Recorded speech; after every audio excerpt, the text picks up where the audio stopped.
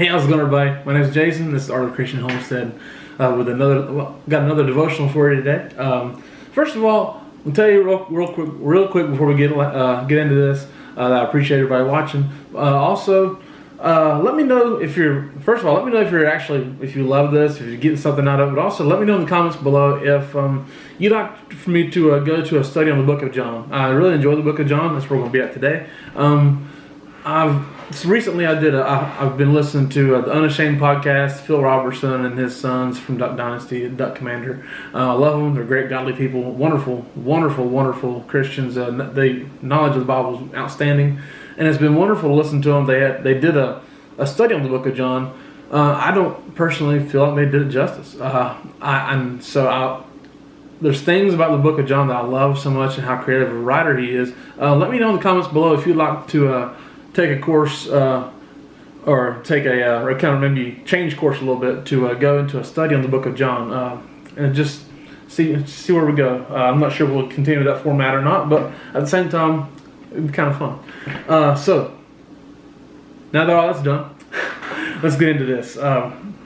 We'll go to John chapter 10, verse 11. This whole first half of the chapter of John chapter 10 is about Jesus shepherding his flock. But I'm going to start with verse 11. We're going to go probably to verse 16, I think. Anyways, so verse 11, Jesus says, I am the good shepherd. The good shepherd lays down his life for the sheep. The hired hand is not the shepherd who owns the sheep. So when he sees the wolf coming, he abandons the sheep and runs away. Then the wolf attacks the flock and scatters it. The man runs away because he is a hired hand and cares nothing for the sheep. Verse 14, I am the good shepherd. I know my sheep, and my sheep know me, just as the Father knows me, and I know the Father, and I laid down my life for the sheep.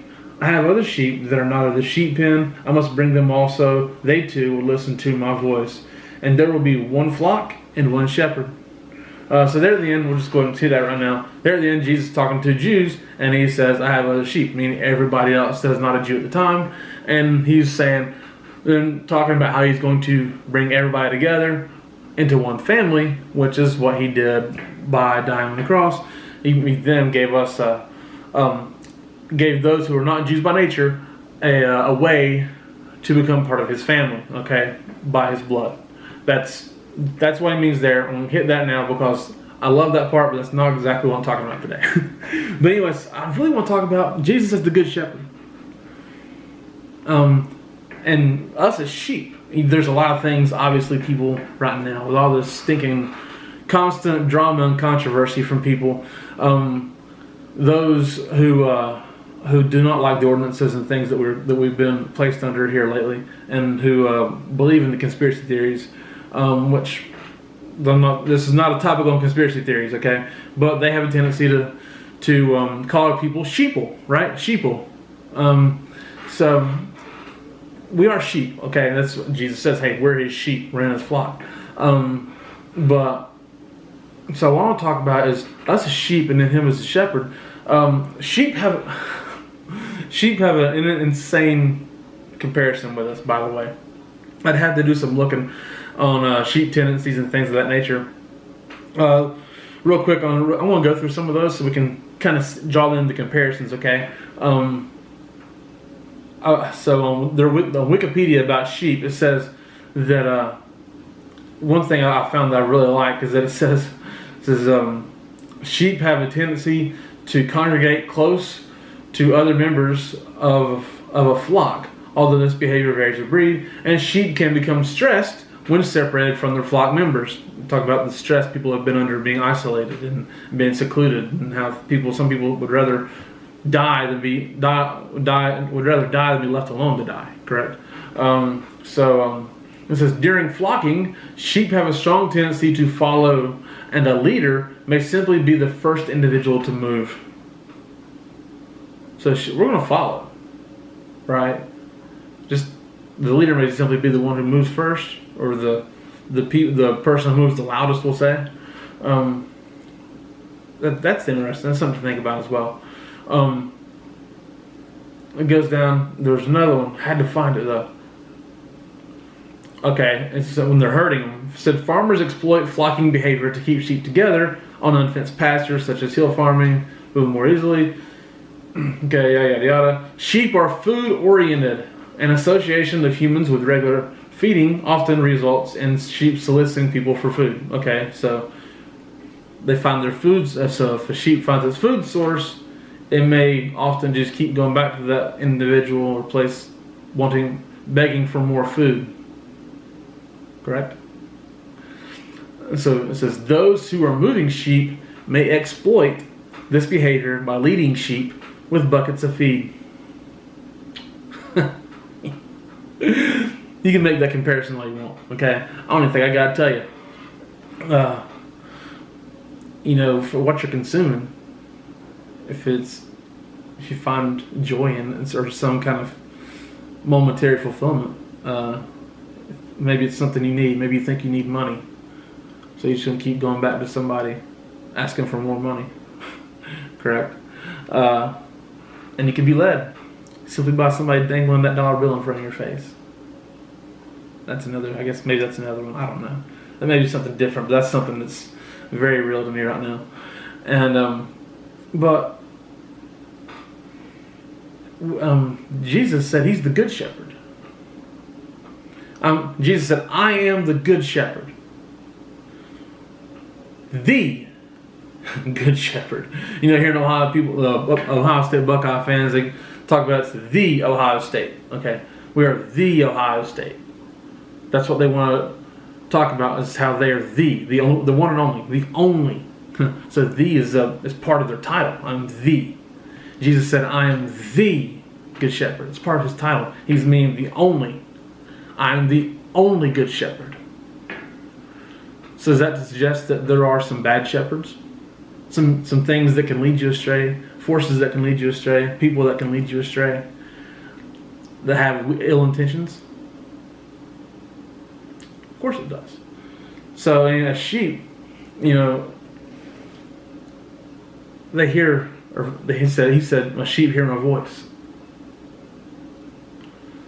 He said, "I know my sheep, and they follow me." Go down to verse 27 in chapter 10. It says, "My sheep listen to my voice. I know them, and they follow me." My sheep listen to my voice. As a sheep, though, one thing here it says that they capture a wider frequency of sound than is audible to our ears. Thus, it is important while feeding and caring for the animals that you talk to them in a calm, reassuring voice. When they sense that you mean no harm, they will turn to their usual business of eating and drinking and feeding their young. Another place it says that sheep react negative to loud noises and yelling. They react negative to yelling. So it's so crazy though. The higher the volume of the voice in our society, the more negativity comes out from everybody. So the people it's just the way it is. Whatever people group is yelling and screaming and hollering and being the squeaky wheel at that time, there's a negative reaction to that from everybody else. And at that point, it's harder to hear the voice of the one calling you. If you're reacting negatively to all that stuff, it'd be hard to hear the shepherd calling you. Because there's all kinds of videos out there and information out there. People just of somebody who owns the sheep, who cares for the sheep. Once they've got to know these sheep, they just say, "Sheep!" They call, and the sheep will come running. Because they can hear the shepherd's voice. But Jesus being our good shepherd, He's the good shepherd, not the bad shepherd. Psalm 23, of course we all know it. So the Lord is my shepherd, I shall not be in want. He makes me lie down in green pastures. He leads me beside quiet waters. He restores my soul. He guides me in paths of righteousness for His name's sake. Even though I walk through the valley of the shadow of death, I will fear no evil, for You are with me. Your rod and your staff, they comfort me. I'm going to stop there because that was verse 4. So your rod and your staff comfort me. They comfort me. So the shepherd's rod and the staff are two different things. Okay, it's not just one stick, right? So it said the rod. So research tells me that the rod was used to ward off predators, but also to prod along the sheep as when they were being a little stubborn and didn't want to go. When he had to herd them, you know, sometimes you herd the sheep, sometimes you lead the sheep. Depends on how they're acting. So when you had to move the sheep, if they were being a little stubborn, touch them a little bit, prod them along. That's a comfort. It lets you know he's there. It lets you know he's there. He hasn't left me. Okay, my shepherd's here. I'm good. Even when he's nudging you along, be comforted by that because he hasn't left you. And it says staff. Well, the staff was different because it said the staff had the crook in it. Okay, so the staff was the one that if the sheep was running away, right, he grabbed it by the neck and bring it back into the flock. It talks about sheep. If the information I'm looking up talks about sheep, not like if you get a stray sheep out, then the others might follow it along, and then you just got sheep running in a panic. Well, Jesus doesn't want you to panic. He doesn't want you to run in panic and fear, right? So he brings that staff along, pull you back into the flock. I'm here. I'm right here. There's comfort in that. There should be comfort in Jesus pulling you back into the flock, saying, "Whoa, no, don't panic, don't run away. Stay here. I'm here. You're okay. I'm here." So don't run in panic and fear. He is the good shepherd. The bad shepherd is anything else. Anything else outside of that is somebody who has harm for you. I am the good shepherd, the one and only. Every other voice, every other distraction, every other thing that can get your attention and lead you astray is just from a bad shepherd, from somebody who has not got your best interest at heart. Okay, who has evil intentions, who has misguided intentions possibly. Maybe they don't even understand that they're evil. Maybe they don't understand that they're just leading you astray. Maybe they're operating under the guise that they think they're doing right, but they're not. If they're not part of God's plan, then it's not good. But I am the good shepherd. Jesus said, I am the good shepherd, the one and only. He has your best interest at heart. He makes you lie down in green pastures. He leads you to where you need to go. He will take care of you, lead you to the right place, to where you can be fed and be safe. And he knows how to handle you. He knows how to speak to you. He knows you. He understands you. He cares for you. Trust in the good shepherd. Stay inside the flock. Don't run in panic and fear. He's got you. If you start running outside the flock, who knows what's going to happen? And then honestly, you become susceptible to predators if you run outside the flock. You become susceptible to harm and danger, things that can cause you problems. Stay inside the flock. Hear his voice. Drown out the noise. Cancel out the noise. Listen for your shepherd's voice. He is the good shepherd, not the bad shepherd. And no matter what it says, even though I walk through the valley of the shadow of death, I will fear no evil. Hey, so even if I walk through a dark place, even if we go into a time or a place that I don't necessarily think looks the best, my shepherd is there. My shepherd is there in all circumstances because he's the good shepherd. He doesn't run away. Keeps me in line. Moves me to where I need to go. Thank God for the good shepherd. Thank God for that good shepherd. Man, that no matter what the outlook is, he's there. If he nudges me along, it's comfort. Pulls me back in, it's comfort. Thank you guys for watching. This has been Our Creation Homestead.